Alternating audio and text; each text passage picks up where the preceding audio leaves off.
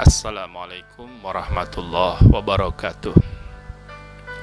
Alhamdulillahi rabbil alamin. Allahumma salli ala Sayyidina Muhammad wa ala alihi wa ashabihi ajmain.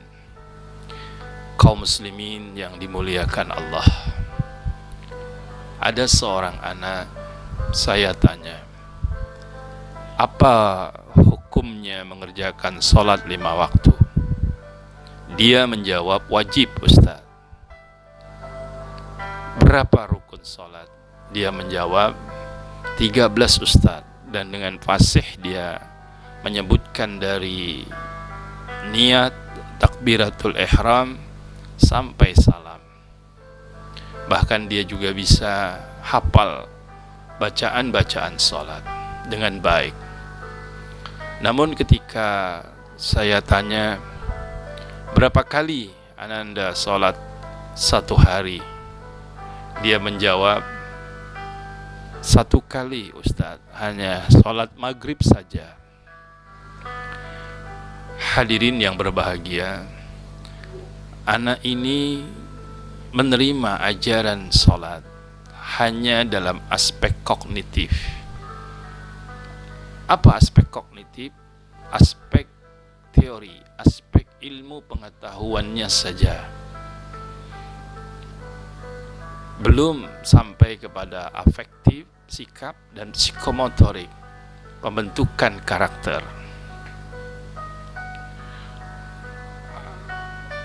Ada anak yang kedua, saya tanya, apa hukum sholat? Dia menjawab, wajib Ustaz.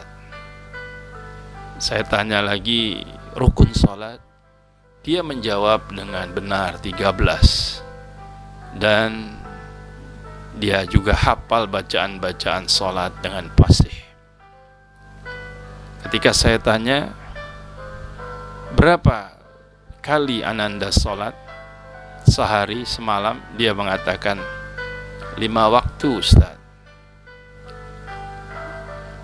Tapi dia masih suka berbohong sama ayahnya, sama ibunya. Dia suka mengambil pensil, pulpen, stip temannya di kelas.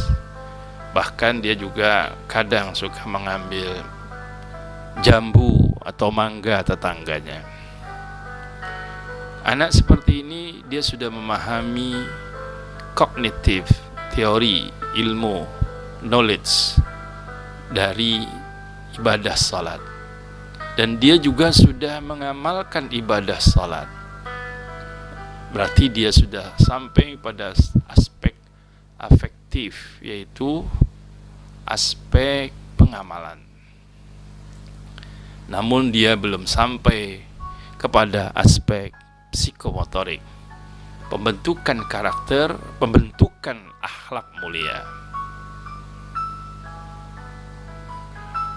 Dia hanya masih sampai teori, kognitif, dan sampai pada sikap afektif. Tapi akhlaknya belum terbentuk dari sholat itu.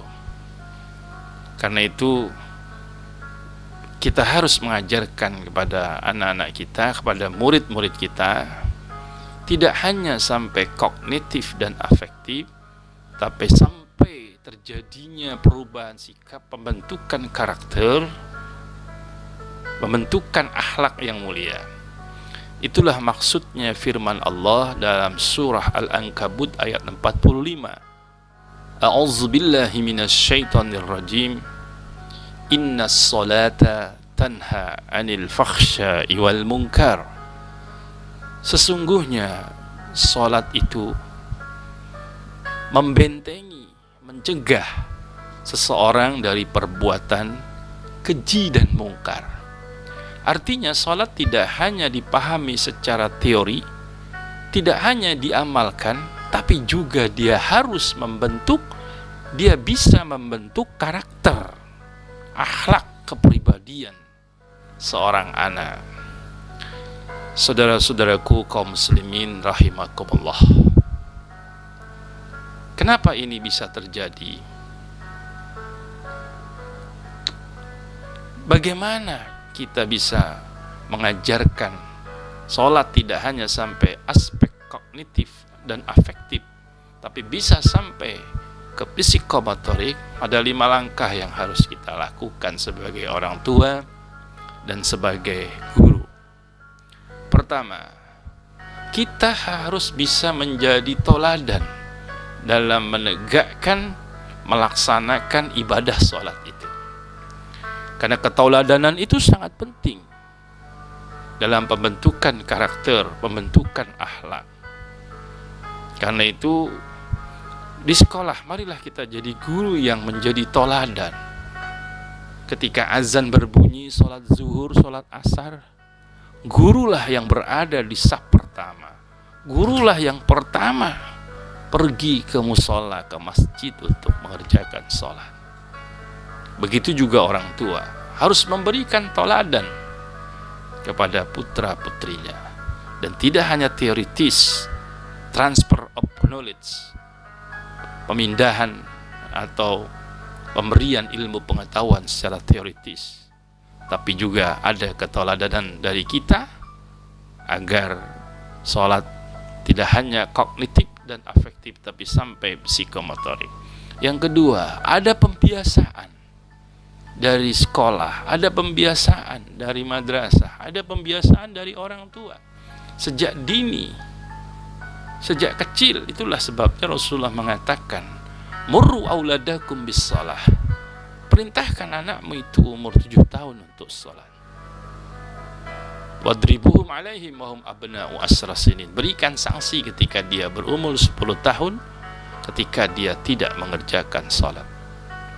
Ketika azan berbunyi Allahu Akbar di sekolah, tidak ada lagi yang belajar, semuanya ambil air wudhu untuk sholat. Dan itu dibiasakan dari kecil, dari kelas SD, SMP,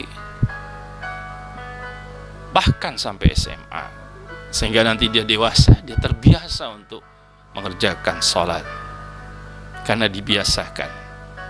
Karena akhlak itu adalah kebiasaan yang dilakukan secara berulang-ulang, sehingga mengerjakannya tidak pakai pemikiran dan pertimbangan akal, sudah terbiasa.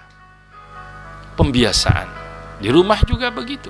Ketika azan maghrib Allahu Akbar, tidak ada televisi yang menyala, tidak ada internet yang di browsing, semuanya sujud ruku kepada Allah Subhanahu wa ta'ala, dibiasakan. Yang ketiga, mauizah hasanah, terus kita berikan nasihat-nasihat kepada anak kita tentang bahayanya meninggalkan sholat, siksa berat meninggalkan sholat, kesulitan hebat meninggalkan sholat di dunia, akan mati, dikubur, dan di akhirat. Jangan jemu dan jangan bosan menasihati anak kita.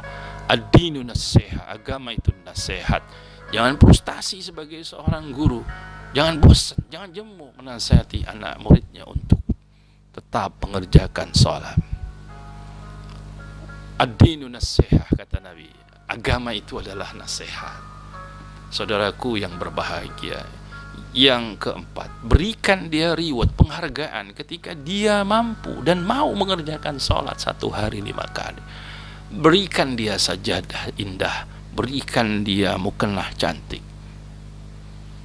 agar dia termotivasi, dan hadiah-hadiah lainnya yang memotivasi sebagai penghargaan kita kepada anak-anak kita.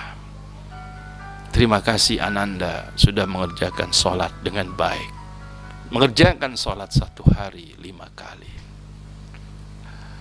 Kemudian yang terakhir, yang kelima, berilah punishment, berilah sanksi, berilah hukuman. Bahkan Nabi mengatakan wadribuhum alaihim wahum abna'u asyra sinin, pukul anak kita ketika dia tidak mengerjakan sholat. Pukul di sini bukan berarti KDRT, bukan berarti kekerasan, tetapi berikan dia hukuman yang edukatif, yang mengingatkan bahwa jangan sampai meninggalkan sholat. Kaum muslimin rahimakumullah, jika sholat kita baik, maka seluruh amal kita menjadi baik. Jika sholat anak-anak kita baik, murid-murid kita baik, maka perilaku semuanya, amalnya pun akan menjadi baik. Tapi jika sholatnya jelek, sholatnya tidak baik, maka amal yang lain pun menjadi tidak baik, perilakunya pun menjadi tidak baik. Kaum muslimin rahimakumullah, kita berdoa semoga anak-anak kita adalah generasi yang menegakkan salat. Rabbi ja'alni muqimas shalah wa min zurriyati Rabbana wa taqabbal du'a. Ya Allah, jadikan kami dan anak keturunan kami orang-orang yang menegakkan salat.